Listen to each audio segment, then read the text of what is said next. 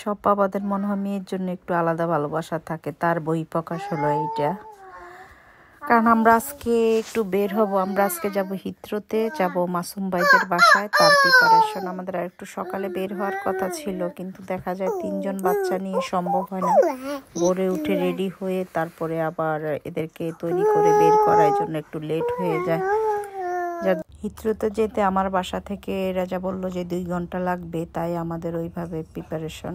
কারণ রাস্তা যদি জ্যাম থাকে তাহলে তো আরও লেট হতে পারে, সেজন্য বললো যে একটু আর্লি বের হলে আমরা হয়তো বা তাড়াতাড়ি পৌঁছতে পারবো। আর সবার সাথে আজকে গেট টুগেদার হবে। মাসুম ভাই যেমন এই প্রোগ্রামটা করে রাখছে আরও 3 মাস আগে, কারণ কি ওদের সময় হয় না। দেখা যায় আমরা থাকি সবাই লন্ডনে, বাট কারোর সাথে দেখা হয় না ওইভাবে। দেখা যায় কেউই টাইম করতে পারে না, হয়তো বা আমাদের যখন সময় হয় তখন ওদের ছুটি নেই, আবার ওদের ছুটি হলে আমাদের ছুটি নেই। সব ব্যস্ততার ভিতরে আসলে এখানে কাটাতে হয় সবাই।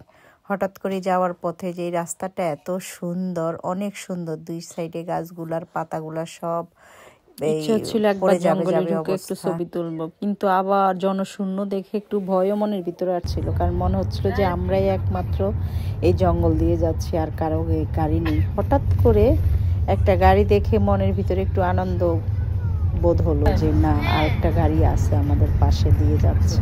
মানে জঙ্গলটা কি সেই লেভেলের জঙ্গল। এই তো আমরা এখন আসছি মাসুম ভাইদের বাসায়।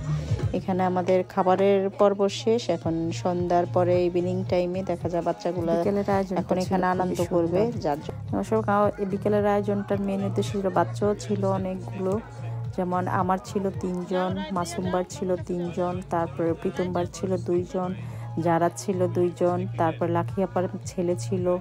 সবাই মিলে এগুলা বিকালবেলা অনেক মজা করছে ওখানে। তো আমার রাইয়ানও খুব খুশি, রাদিও খুব খুশি যে আম্মু ওদের সাথে আমাদের আর কখনো দেখা হয়নি, ফার্স্ট টাইম দেখা। তারপরে ওরা অনেক ভালো। তো এটা হলো প্রীতমের মেয়ে বড়টা, তারপরে এখানে আর কে, ওইটা হলো মাসুম ভাই, আর কালো গেঞ্জি পরাটা হলো মাসুম ভাইয়ের বড় ছেলে রেজার সাথে। তারপরে আর এখানে ওটা হলো মাসুম ভাই সবাইকে দিচ্ছে, আর এটা হলো রাদিয়া আমার মেয়ে, এটা হলো রাইয়ান, আর এটা হলো জারার মেয়ে বড়টা। আমাদের খুব সুন্দর একটা বিকেল ছিল ওই দিন। আমরা খুব আসলে হঠাৎ করে দেখা যায় আনন্দগুলো না, অনেক ভালো লাগে সবার সাথে।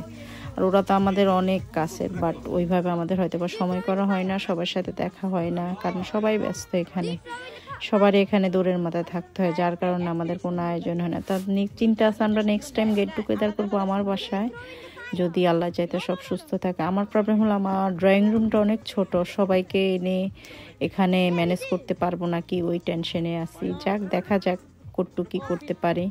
তবে ওরাও খুব আগ্রহ আছে আমার বাসায় আসবে, ওরা আমার এখানে গেট টুগেদার করবে, বাংলা খাবার খাবে। আমাকে আবার বলে দিয়েছে যে মাসুম ভাই যে তুমি বাংলা রান্না করবা, পোলাও করবা, এটা করবা, আমরা সবাই মিলে খাবো।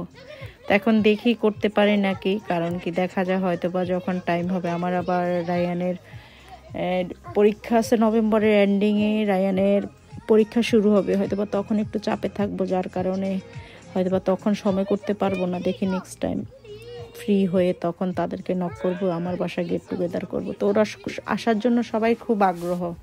ওরা আমাকে বারবার বলছে ওরা বাংলা খাবার খাবে, আমি বাংলা খাবার যাতে রান্না করি ওদের জন্য। এখন দেখি আমি পারি না। ব্লু হুডি পরা, এটা হলো মাসুম ভাইয়ের ছোট ছেলে। তারপরে এখানে আছে আর আছে হলো মাসুম ভাই, ওটা হলো পিছনটা মাসুম ভাইয়ের ছোট ছেলে। রায়ানের পিছনে হলো জারার হাজবেন্ড, রেজার সাথে দাঁড়ানো। আর এই হলো মাসুম ভাইয়ের বউ আর মেয়ে। একের পর এক ওরা করছে এগুলো, আতশবাজি করছে, সবাই খুব খুশি।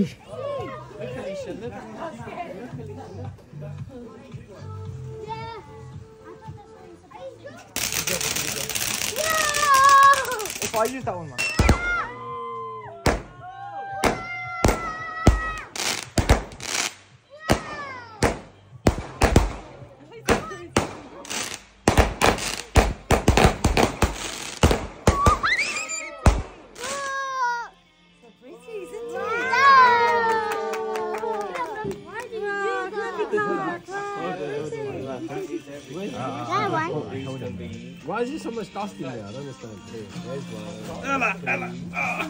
Pappa naman. Kan ba ito sa baba? How many is in this thing? Malak sa baba. Sudah ko gumamit ha? এগুলো কি? No, not in the fire. Where'd you get it from? It was in the box.